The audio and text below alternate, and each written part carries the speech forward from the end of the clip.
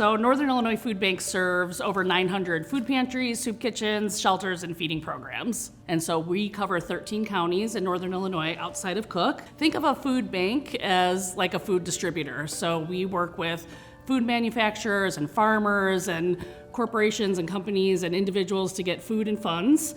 And we either get food donated to us or we purchase that food or we get it through other programs. It comes here and then we send that food out to our network of food pantries and soup kitchens and shelters and feeding programs. And then they distribute the food to the neighbors that we serve. So a food pantry, think of like a grocery store, and then we're like the big food supplier to that store. There's a lot of misunderstanding about how food banks access food. There's an assumption that everything is simply donated.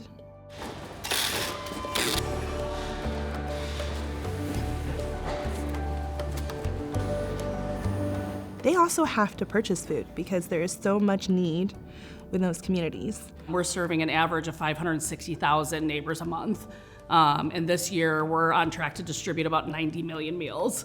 During COVID, we saw what was called the Farm to Food Box program that really pushed the fresh fruits and vegetable production. This was a USDA-funded program where food banks were given money to purchase boxes of food. This kind of really drove then the Farm to Food Bank program that we began looking at on how to get more fresh fruits and vegetables.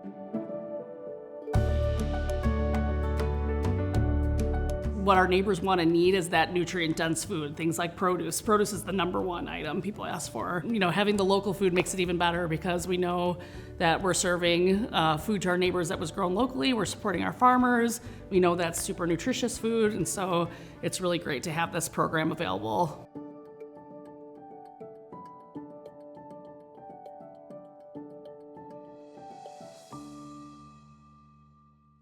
So Feeding Illinois is a state association of Feed America food banks. My board of directors, or Feeding Illinois' board of directors, is comprised of the CEOs of those 8 food banks, about 1.2 million people in Illinois that are still food insecure. We'd like to be putting ourselves out of business, but we've been saying that for 45 years. We've doubled pretty much the number of neighbors that we're seeing monthly since pre-pandemic, but we haven't doubled the food.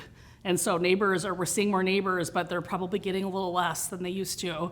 I mean, every weekday we have deliveries coming in and trucks going out, taking food out to our agencies or out to our programs. We've always looked at a program that could be all-inclusive, small or large farmers, but with an eye towards equity, where we recognize that there are farmers, beginning farmers, socially disadvantaged farmers. You know, we really can help the smaller farmers who maybe don't have those packaging abilities. And then if there's bigger farmers who do, that helps us because if they can get us the stuff packaged already, we can get it out even faster.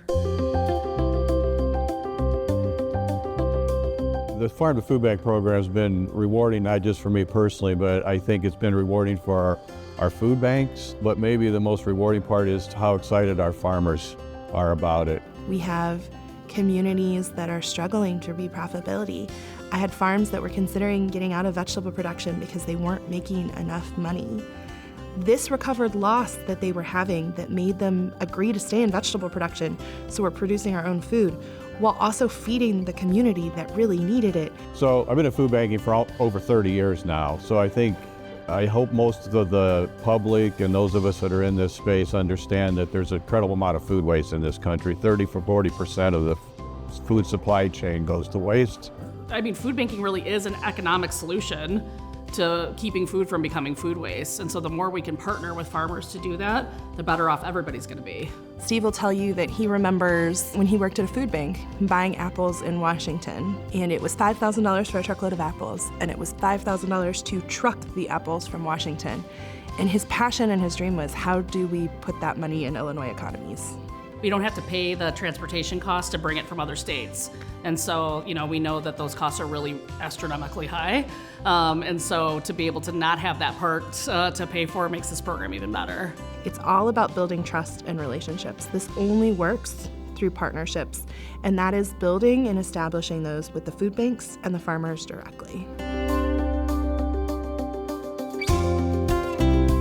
There's no harder workers in America than farmers, but I also think they have the biggest hearts when it comes to helping their communities and their neighbors. We want to help people who are in need.